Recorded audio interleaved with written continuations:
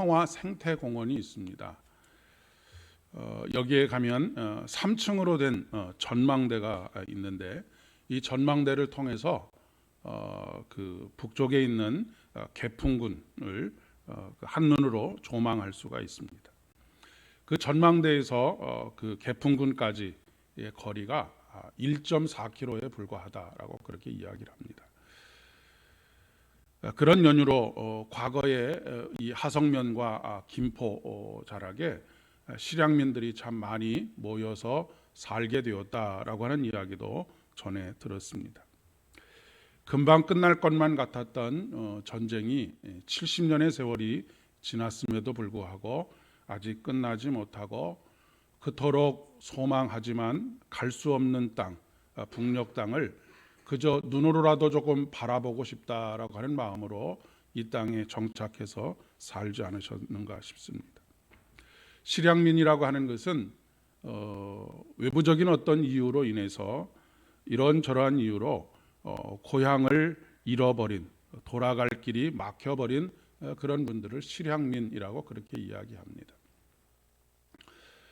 이런 분들의 내면을 들여다보면 무엇인가 늘 채워지지 않는 헛헛함이 있습니다.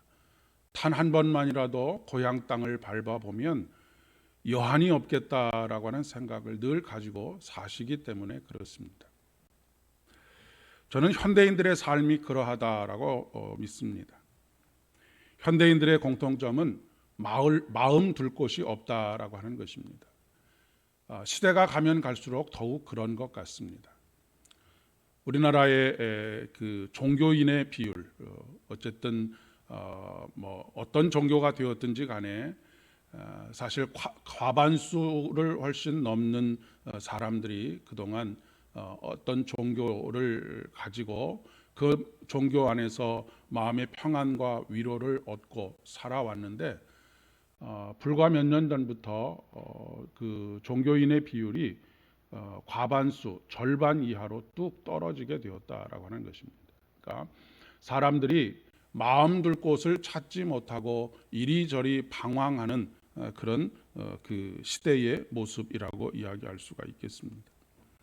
위로와 안식을 얻고 평안과 쉼을, 마음의 쉼을 얻을 수 있는 곳을 찾지 못하고 있다라고 하는 것입니다. 여러분이 잘 아시는 것처럼 우리 사회는 아주 극심한 피로 사회입니다. 그래서 현대인들이 가장 소망하는 것이 무엇이냐면 쉬고 싶다라고 하는 말이지요. 그런데 문제는 그토록 쉬고 싶은데 쉴 수 없는 사회이고 또 어떻게 쉬어야 잘 쉬는 것인지를 알지 못하는 그런 시대를 살아가고 있습니다. 어떤 일정적인 수준의 생활을 하기 위해서 어떤 경우에는 직업을 2개를 가지는 것에서도 모자라서 3개, 4개의 직업을 가지고 살아야지만 하는 이런 사회적인 구조, 더 많은 노동을 통해서 너희들이 가지고 싶은 것을 소유할 수 있다라고 하는 이런 사회적인 구조를 가지고 있기 때문에 그렇습니다. 이런 현대인들에게 나름대로의 처방을 합니다. 인문학적인 처방도 하고 여러 가지 방법들을 통해서 쉼을 얻어라라고 그렇게 이야기하죠. 과거에 비해서 소득이 높아졌기 때문이기도 하지만 그래서 그런지는 모르지만 여행을 떠나는 이들이 엄청나게 많아지게 되었습니다. 하지만 삶에 찌들고 지쳐서 나를 잃어버린 모습들로 우리 사회 안에 가득 차 있는 것을 보게 됩니다. 여행을 떠나는 일도 그리고 다른 어떤 대안을 찾는 일도 근원적인 해결책이 되지 못하기 때문입니다. 그렇기 때문에 오늘 말씀에서 사도 요한은 너희는 처음부터 들은 것을 너희 안에 거하게 하라. 처음부터 들은 것이 너희 안에 거하면 너희가 아들과 아버지 안에 거하리라 라고 말씀하고 있습니다. 처음 들었던 것이 무엇이냐면 복음입니다. 아주 단순한 복음이지요. 예수는 그리스도이시다라고 하는 복음입니다. 예수만이 우리의 구원자가 되시고 예수만이 우리의 소망이 되신다. 이 처음으로 돌아가라라고 하는 것입니다. 인간의 근본적인 불안과 두려움 그리고 걱정과 근심은 바로 이 근본으로부터 멀어졌을 때 찾아오게 되는 것입니다. 그리고 그 불안을 해소하기 위해서 끊임없이 무엇인가를 해야 한다라고 하는 강박관념에 사로잡혀서 살아가는 것이 바로 현대인들의 모습이라고 이야기할 수 있습니다. 이 고백이 너희 안에 거하게 하라라고 말합니다. 거하다라고 하는 말은 머무르다라고 하는 말이기도 하고요. 계속해서 유지해 간다라고 하는 그런 뜻을 가지고도 있습니다. 그렇게 될 때에 그의 안에 거하게 될 때에 우리 주님께서 심판하러 오실 때에 너희가 부끄러움을 당하지 않게 될 것이다 라고 말씀하고 있습니다. 여러분이 잘 아시는 성 어거스틴의 그 고백이 바로 그러하지 않습니까? 이 어거스틴은 젊은 시절에 오직 쾌락을 통해서 행복을 추구하면서 살았습니다. 그렇게 하면 행복해질 줄 알았기 때문에 그렇습니다. 술과 마약과 여자에 빠져서 살았고 또 이단 종파에 깊이 관여해서 거기서 어떻게든 그 마음의 평안과 행복감을 느끼면서 살고자 했지만 그렇게 하면 할수록 마치 바닷물을 계속해서 들이키는 것처럼 갈증은 더 심각해졌던 것입니다. 그런 가운데 우리 주님께서 그에게 말씀 가운데 찾아오시고 그를 만져주시고 그를 치료해 주시고 그를 회복하게 하여 주셨습니다. 그래서 이 어거스틴은 마침내 이렇게 고백하고 있는 것이죠. 오 하나님, 하나님은 당신을 위해 우리를 만드셨습니다. 그래서 우리의 마음은 당신 안에서 안식할 때까지 참된 안식을 누릴 수 없습니다. 그러니까 그동안에 다른 것에서 안식을 누리기 위해서 그토록 애를 써왔지만 당신을 만나기 전까지는 내 마음에 평안도 행복함도 없었습니다. 하지만 이제야 비로소 행복하다라고 하는 것을 느끼게 되고 그 안에서 참된 안식을 누릴 수 있게 되었다라고 하는 그런 이야기입니다. 하나님께서 당신을 위해서 나를 만드셨습니다라고 하는 표현은 이것은 우리를 어떤 도구로 사용하기 위해서 하나님께서 만드셨다라고 하는 것이 아니라 하나님과의 관계 속에서 살아가도록 만드셨다. 하나님과는 뗄래야 뗄 수 없는 그런 관계로, 떼어서는 결코 안식과 평안과 쉼을 얻을 수 없는 관계로 만드셨다라고 하는 그런 의미입니다. 오직 우리 주님 안에서만 쉼이 있습니다. 우리가 자주 부르던 찬양이 있지요.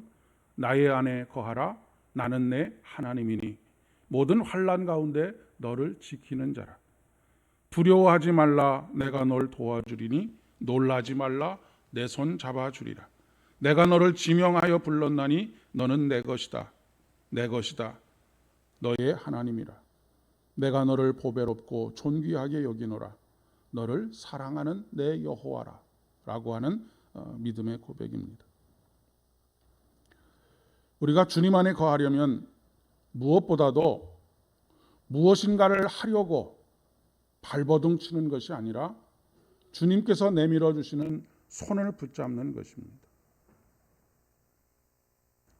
사람이 물에 빠졌을 때에 본능적으로 사람은 허우적거리게 되어 있지요. 그리고 무엇인가를 붙잡으려고 몸부림을 칩니다. 그러나 그렇게 되면 어떻게 됩니까? 구해주려는 사람과 함께 물에 빠져 죽게 됩니다. 그런데 이 본능을 거슬러서 모든 것 아무것도 하지 않고 나를 구하러 온 사람에게 내 몸을 그대로 맡기면 쉽게 구조를 받을 수 있고 생명을 얻을 수 있는 것이죠.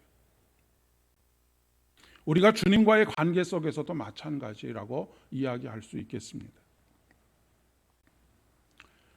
기름 부으심 가운데 성령께서 우리의 마음을 열어주셔서 기름 부어주시는 그 성령 안에서 내 안에 현존하시는 하나님의 현존, 내가 너희 안에 거하리라 라고 말씀하신 그 현존과 함께 머물러서 아주 수동적이고 그리고 수용적인 기도를 하는 것이 필요하다라고 하는 것입니다.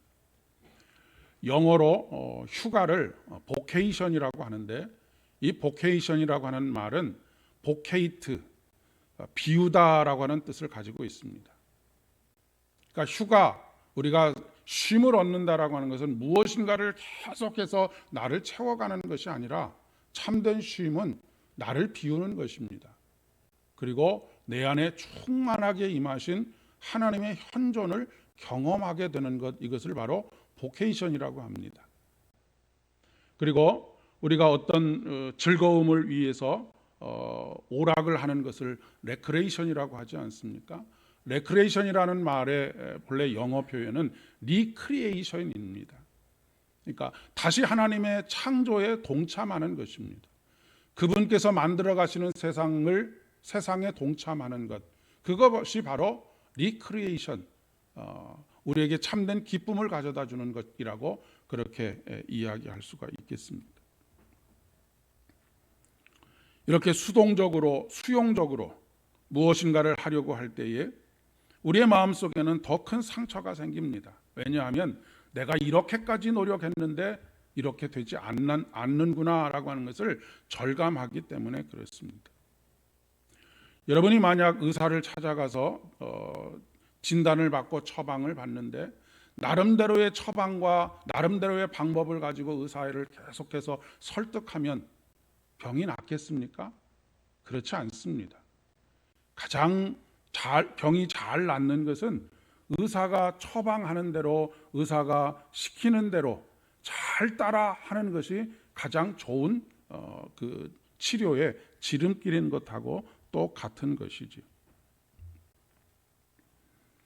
우리가 이렇게 하나님 안에 마치 갓난아기가 어미 품에 안겨 있는 것과 같이, 사실 갓난아기가 하는 일은 아무것도 없습니다. 그저 엄마가 주는 젖을 때에 따라서 계속해서 충분히 빨아 먹는 것, 그거 이상 아무것도 하지 않지 않습니까? 그런 영적인 상태를 가지게 될 때 우리는 어릴 적부터 우리 안에 있었던 그런 그 잘못된 자아, 그 자아로부터 참된 자아를 회복할 수 있게 되는데, 그것이 바로 무엇이냐면 그동안 여러 가지 세파로 인해서 잃어버렸던 하나님의 형상을 우리 안에서 회복하는 것입니다. 이것이 바로 리크리에이션입니다.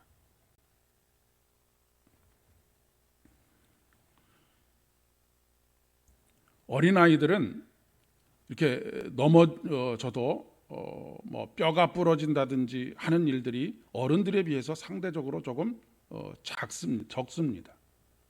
그 이유가 무엇이냐면, 어른들은 넘어지려고 할 때에 머릿속에 넘어지면 안 된다라고 하는 그런 생각이 순간적으로 들어서 몸에 힘이 들어가기 때문에 그렇습니다. 그러면 백발백중 골절이 되거나 아니면 크게 다치게 되지요. 이것이 영적인 의미로 본다면, 우리가 그동안 세파에 시달려 오면서 우리는 본능적으로 내가 나를 보호해야 한다라고 하는 본능이 있습니다. 그렇기 때문에 힘이 들어가고, 그렇기 때문에 어떻게든 몸부림을 치면서 넘어지지 않으려고 하다가 오히려 더 큰 화를 당하게 된다라고 하는 그런 이야기입니다.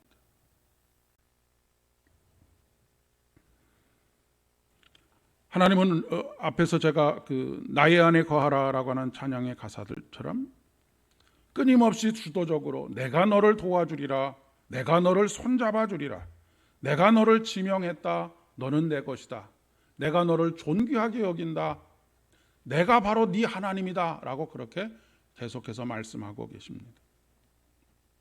이스라엘 백성들이 홍해 앞에 섰을 때 하나님께서 모세에게 명령하시지요.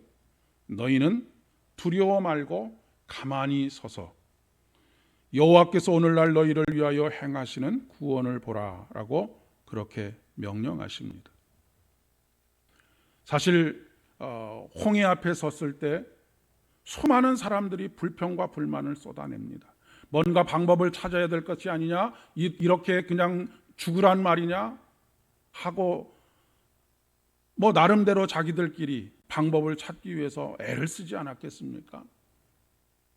그러나 하나님께서는 너희는 두려워하지 말아라. 그리고 가만히 서서 오늘날 내가 너희를 위하여 행하는 구원을 보라 라고 말씀하십니다. 이 두려워하지 않는다라고 하는 것이 정말로 쉽지 않습니다. 왜냐하면 우리는 태어나면서부터 실패를 경험하면서 좌절을 끊임없이 거듭하면서 살아왔기 때문에 두려움이 있습니다.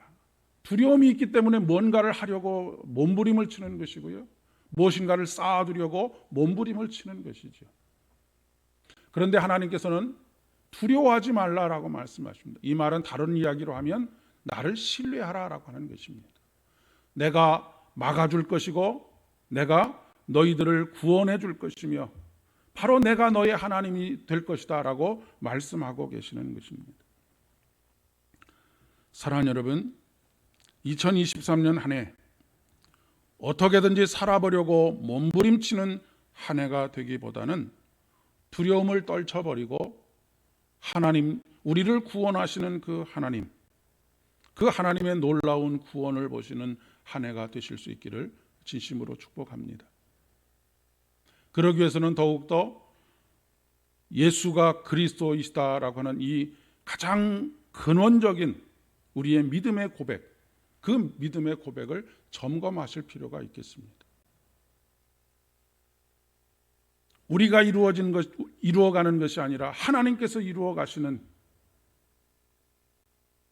세상 사람들도 그것을 잘 압니다. 돈은 돈을 벌려고 쫓아가는 사람에게 돈이 모이는 것이 아니고 돈이 찾아오는 것이다 라고 하는 것을 알지요. 우리 하나님께서는 우리에게 모든 것을 쏟아 부어 주시기를 마음속으로 이미 작정하고 계신 하나님이십니다. 그러니 조용히 그분의 현존 앞에 나아가서 기도도 몸부림을 치면서 기도하는 것이 아니라 그분 안에서 참된 안식과 평안을 얻는 것, 그래서 두려움이 사라지도록 만드는 것, 이런 기도가 진정으로 주님 안에 들어가는 기도라고 이야기할 수 있지 않겠습니까?